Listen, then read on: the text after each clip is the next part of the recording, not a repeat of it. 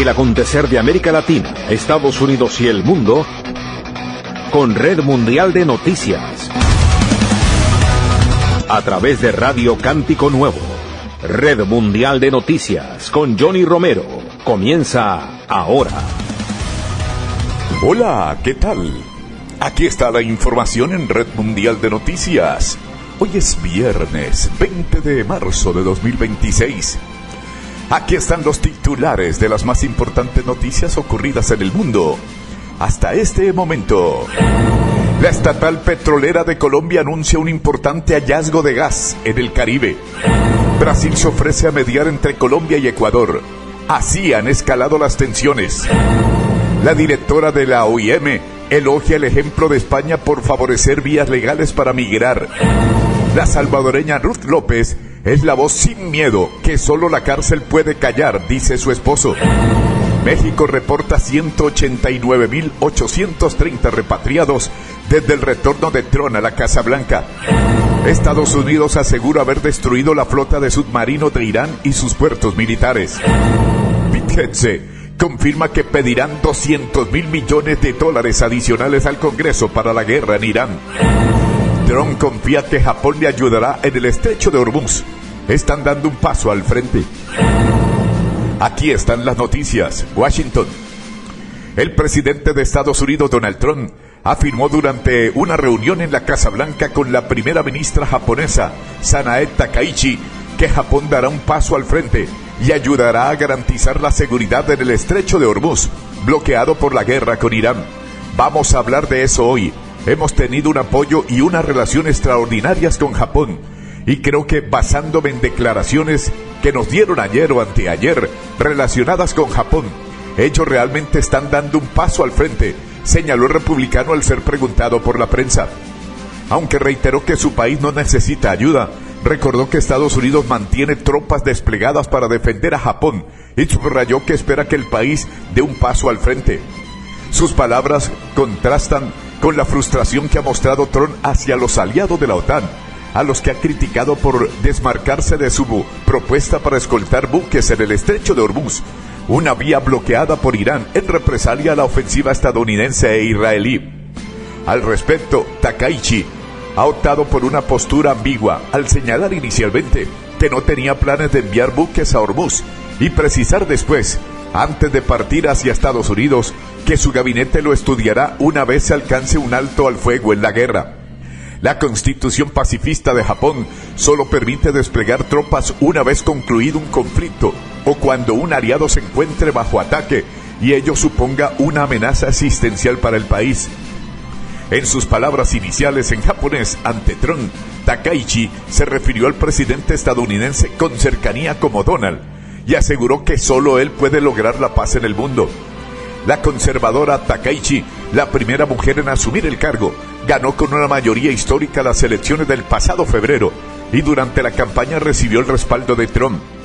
Ambos se reunieron por primera vez en octubre del año pasado durante la visita oficial del mandatario estadounidense a Tokio. Ayer jueves, Trump la definió como una gran mujer, dijo que está realizando un gran trabajo y la felicitó por su victoria electoral.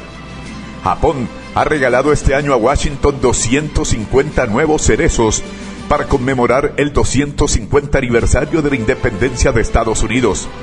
La capital estadounidense cuenta con miles de estos árboles, fruto de un obsequio japonés a comienzos del siglo XX. Washington. El secretario de Guerra de Estados Unidos, Pete Hegseth, confirmó las informaciones de que el Pentágono pedirá unos $200.000 millones en fondos adicionales al Congreso para continuar la guerra que su país libra junto a Israel contra Irán. Hegseth advirtió que ese monto podría variar en los próximos días. Obviamente, se necesita dinero para matar a los tipos malos, dijo en una rueda de prensa en el Pentágono para actualizar sobre la marcha del conflicto, que cumplió ayer 20 días de ataques. Acudieron de nuevo al Congreso y a nuestros representantes allí para asegurarnos de que tenemos la financiación adecuada tanto para las operaciones ya ejecutadas como para aquellas que debemos emprender en el futuro, agregó sobre la solicitud que adelantó el diario The Washington Post. El rebautizado Departamento de Defensa recibió una partida de casi 900.000 millones de dólares, la mayor asignada por el Congreso para el presente año fiscal. El aumento que Hetze pedirá representa casi un 25% adicional respecto a ese monto original. El jefe del Pentágono adelantó que también buscarán garantizar que las reservas de munición estadounidenses de todo el material bélico no solo se repongan por completo, sino que superen incluso los niveles habituales. Una inversión de esta magnitud tiene precisamente ese propósito: transmitir el mensaje de que repondremos todo el material que se haya consumido, dijo Pete Hetze. El secretario reiteró las críticas a la decisión del expresidente Joe Biden de agotar el arsenal estadounidense al enviar paquetes de ayuda militar a Ucrania para asistir en su guerra contra Rusia. En última instancia, consideramos que en este momento estas municiones se emplearían mejor en beneficio de nuestros propios intereses, y este tipo de proyecto de ley de financiación garantizará que contemos con los fondos adecuados de cara al futuro, afirmó. Estados Unidos gastó más de 11.300 millones de dólares en los primeros 6 días de la guerra contra Irán, según estimaciones que el Pentágono compartió con el Congreso la semana pasada y que sacó a la luz el periódico The New York Times. En la primera ronda de bombardeos del 28 de febrero se usaron armas como la bomba planeadora de precisión AEGM-154, que puede costar más de $836.000, de acuerdo con el diario neoyorquino, y desde entonces el Pentágono ha dicho que ahora planea usar municiones menos caras. Washington. Los efectos prolongados de la guerra de Israel y Estados Unidos contra Irán y el alza persistente del crudo, que ha llegado a aumentar un 50% en el último mes, en una década en el crecimiento económico y un aumento de la inflación a nivel mundial, según cálculos del FMI. Ya vemos perturbaciones significativas, reconoció la directora de comunicación del Fondo Monetario Internacional, Julie Kozak, en una rueda de prensa, donde abordó la interrupción del flujo de crudo y gas por el estrecho de Hormuz, prácticamente bloqueado por Irán, y los daños a infraestructuras en el Golfo Pérsico. Según Kozak, al analizar los shocks energéticos, por regla general, cada aumento del 10% en el precio del petróleo, si este persistiera, digamos durante el resto de este año, podría derivar un incremento de 40 puntos básicos en la inflación general mundial y en una caída de la producción global de entre 0,1% y el 0,2%. Cabe reiterar que se trata nuevamente de una regla general, aplicable a un aumento persistente del precio del petróleo, que en el caso del crudo Brent ya ha superado los $100 por barril, matizó. El impacto económico, insistió, dependerá de la duración, el alcance y la intensidad de la crisis. Nuestra evaluación preliminar indica que se prevé un debilitamiento del crecimiento, añadió. En enero, el FMI elevó 2 décimas su previsión de crecimiento de la economía mundial para 2026 hasta el 3,3%, pero advirtió entonces de que está expuesta a riesgos a la baja, como un aumento de las tensiones comerciales y geopolíticas o una caída de la inversión en tecnología.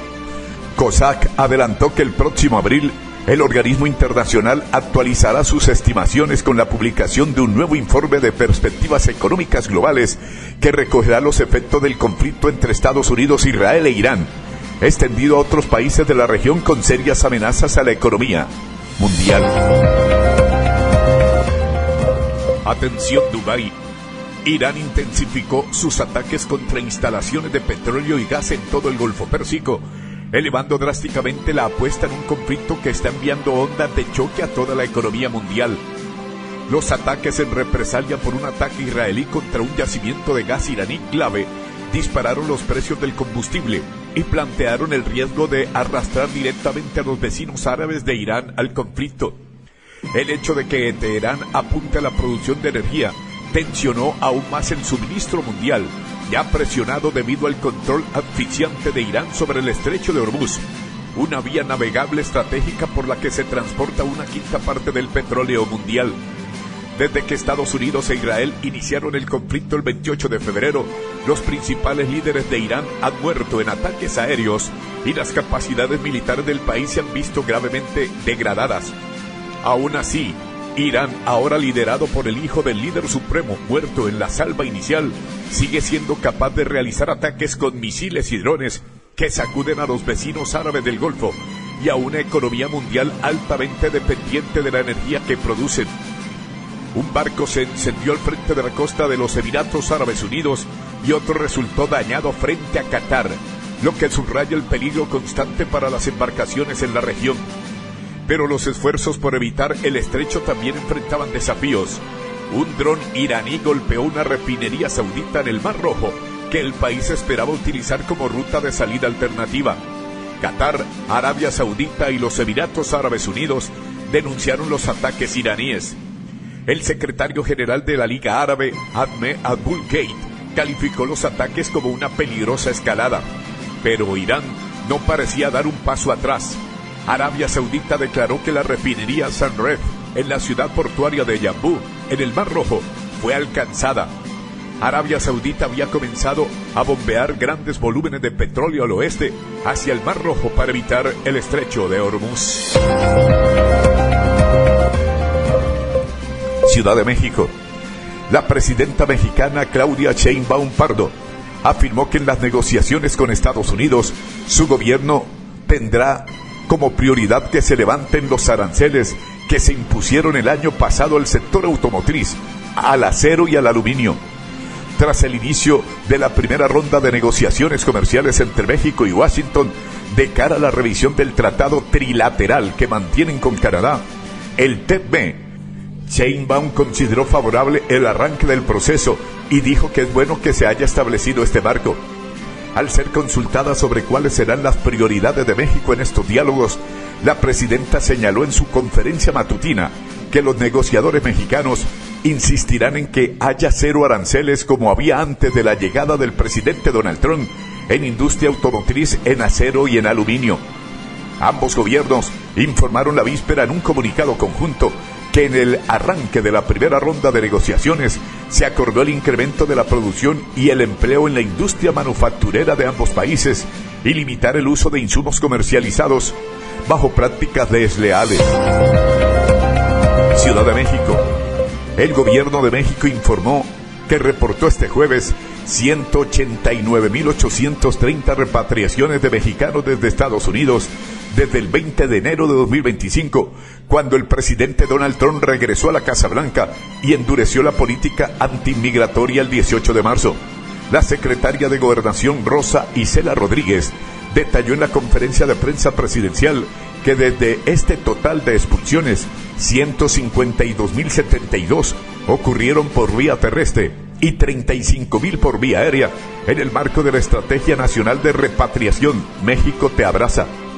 Además, la funcionaria indicó que el programa ha atendido a 130.414 personas, 94.656 de ellas en centro de atención en la frontera norte y 35.758 en centro de atención en Villahermosa y Tapachula, ambas en el sur de México. Quienes decidieron no ir a uno de estos espacios, de todas maneras, se les da alimentación, acceso a llamadas telefónicas, orientación jurídica y apoyo en el traslado a su lugar natal en los puntos de entrada a nuestro país, apuntó la funcionaria.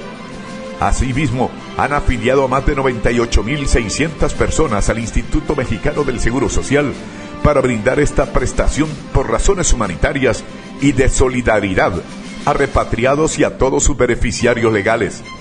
Además, 14.228 personas han conseguido un empleo formal en empresas privadas y el gobierno ha emitido más de 93.000 copias certificadas de nacimiento y clave único de registro de población. También, más de 114.800 personas han recibido una tarjeta de bienestar con 2,000 pesos, $112, para cubrir sus gastos de traslados a sus comunidades de origen. Rodríguez detalló, además, que más de 42.400 connacionales se incorporaron a programas públicos de bienestar. Ciudad de México.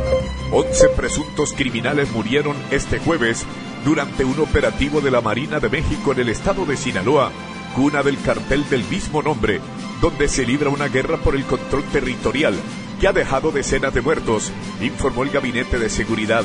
La acción fue detenida y posteriormente liberada una hija del Mayo Zambada, líder del cartel de Sinaloa, preso en Estados Unidos. De acuerdo con las autoridades, el despliegue militar se realizó en diversos municipios de Sinaloa e incluyó la intervención en un domicilio, al parecer relacionado con la fracción criminal conocida como Los Mayos. Posteriormente, el personal naval ubicó otro inmueble utilizado por integrantes del mismo grupo, que libra una disputa con la banda que lideran los hijos de Joaquín El Chapo Guzmán, donde se produjo un tiroteo. Como resultado del enfrentamiento, de manera preliminar, se informó que 11 presuntos delincuentes perdieron la vida. En el lugar se hallaron armas de alto poder de fuego. En el operativo, también fue detenido un integrante de la facción del Mayo Zambada. El Gabinete de Seguridad indicó que mantiene presencia en la zona y que el operativo continúa con el objetivo de proteger a la población. San Salvador. La abogada salvadoreña Ruth López simboliza la decencia y la voz sin miedo que el gobierno de Nayib Bukele logró silenciar con la prisión, aseguró en una entrevista Luis Benavides, esposo de la reconocida activista de los derechos humanos. López, de 48 años y jefa de la unidad anticorrupción de la ONG Cristosal, fue arrestada en pijamas hace poco más de 300 días, acusada por la fiscalía afín a Bukele de enriquecimiento ilícito cuando trabajó en el Tribunal Electoral hace una década. Tengan decencia, esto un día se va a acabar, dijo el 18 de mayo de 2025 a los policías López, considerada presa política por Cristosal y otras ONGs humanitarias internacionales. Su proceso fue declarado secreto. La familia no la ve desde el 3 de julio, cuando fue llevada a la audiencia en la que se ordenó su detención provisional. Su esposo, también abogado, y que estuvo recientemente en Londres para recibir el 5º premio internacional otorgado a López por su labor, habló poco antes de ir a dejarle medicinas a la granja penal de Izalco, a 60 kilómetros de El Salvador. Nueva York. El secretario del Tesoro de Estados Unidos, Scott Bessent, vaticinó un proceso de cambio de régimen a cámara lenta en Cuba. Con Maduro fuera de Venezuela, parece que puede haber cambio de régimen a cámara lenta en Cuba. Puede que allí se produzca un cambio de régimen a cámara lenta, afirmó Bessent en una entrevista con la cadena Fox Business. La Casa Blanca y el secretario de Estado de Estados Unidos, Marco Rubio, rechazaron el reportaje publicado por The New York Times, según el cual el gobierno de Donald Trump busca la salida del poder del presidente cubano Miguel Díaz-Canel sin exigir un cambio de régimen como parte de sus negociaciones con La Habana.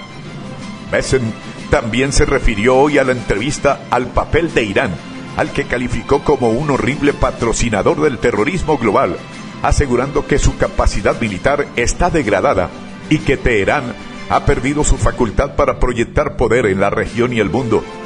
Respecto al conflicto en Europa del Este, el secretario mostró optimismo sobre una resolución a corto o medio plazo. En algún momento, lo de Rusia y Ucrania se resolverá. Creo que los precios del gas y la energía serán más bajos de lo que han sido en mucho tiempo. Madrid. Una nueva flotilla humanitaria bautizada Rumbo a Cuba prevé dirigirse en mayo a la isla con equipamiento fotovoltaico para instituciones sanitarias del país y un llamamiento a su vez en contra del bloqueo económico al que lo tiene sometido Estados Unidos. La iniciativa, presentada a las puertas del Congreso de los Diputados en Madrid, está impulsada por organizaciones sociales, sindicales y políticas españolas de distintos espacios y abierta a quienes quieran sumarse hasta entonces.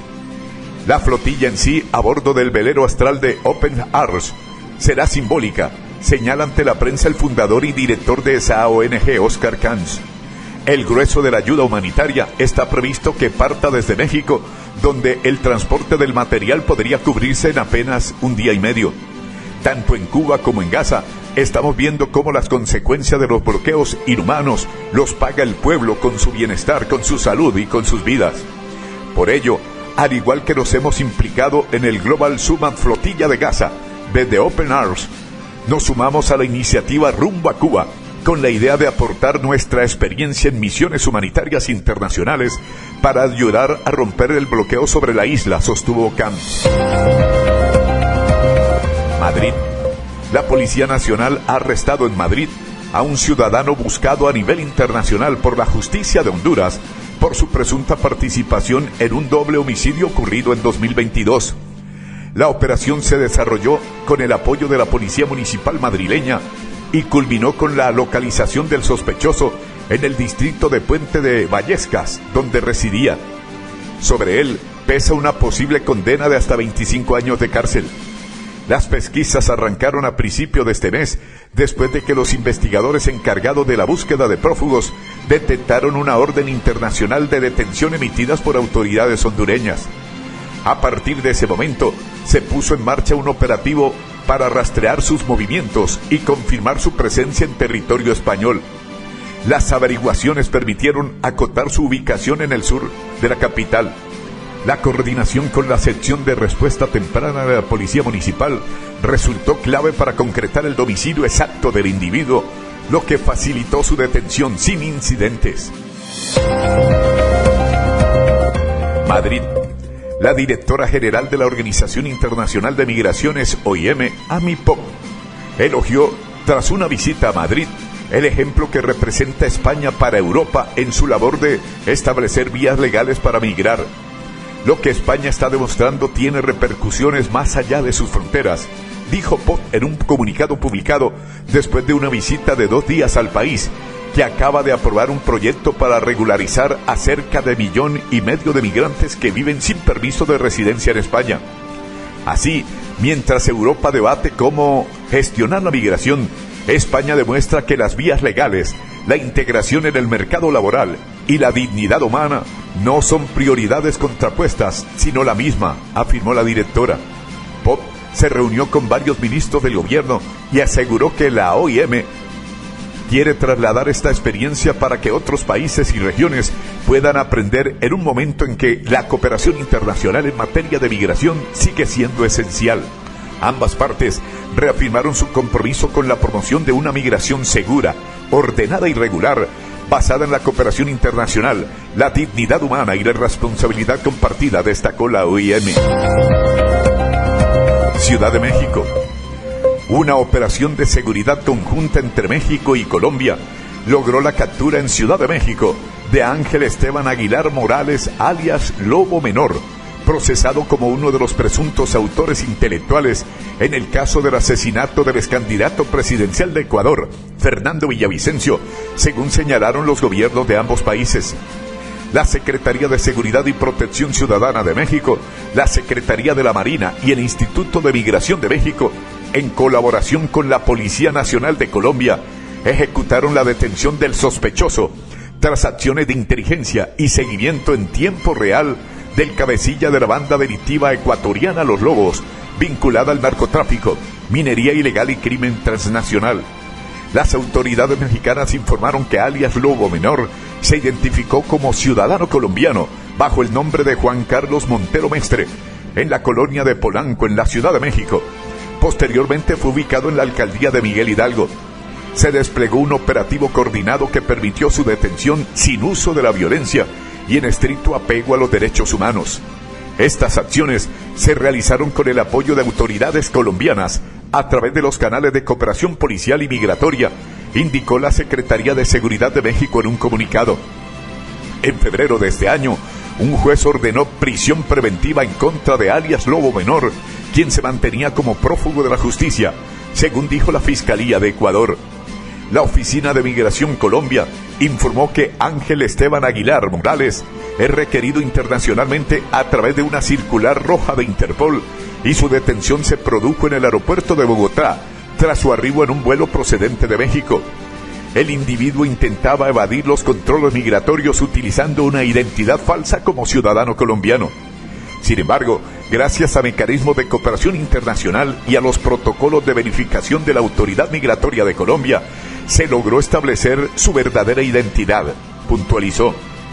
Es un golpe significativo contra el crimen organizado transnacional y ratifica la efectividad de la cooperación trilateral entre Colombia, Ecuador y México en la lucha contra las redes multicrimen, enfatizó el presidente de Colombia, Gustavo Petro. Brasilia. El gobierno de Brasil se ofreció para ser mediador en las actuales tensiones entre Colombia y Ecuador, al tiempo que pidió moderación a ambos países. En un comunicado, el Ministerio de Relaciones Exteriores de Brasil dijo que insta a las partes involucradas a actuar con moderación, con el fin de buscar una solución pacífica a la controversia. Brasil se opone a la disposición para apoyar los esfuerzos de diálogo, con el objetivo de preservar la paz y la seguridad en la región. Además, Brasil expresó su grave preocupación por los informes de muertes, cuyo origen aún no han sido aclarados en la zona fronteriza entre Colombia y Ecuador.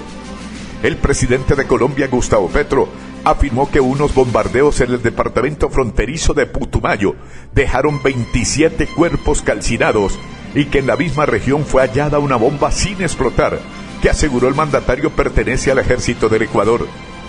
Petro añadió que Colombia presentará una nota de protesta diplomática.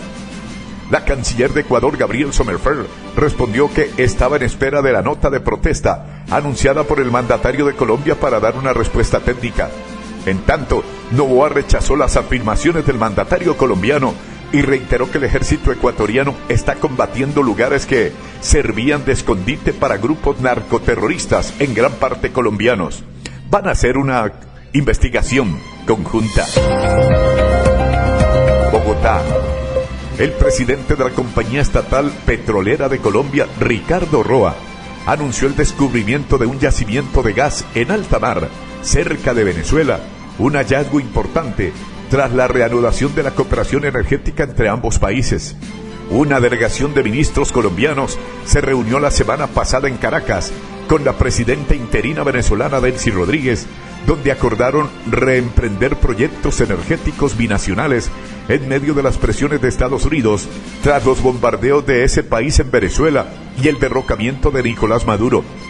El nuevo yacimiento, bautizado Copoazú 1, está ubicado a 36 kilómetros de la costa del Mar Caribe y representa el tercer hallazgo más importante de gas para el país, dijo en un evento Roa, presidente de Ecopetrol.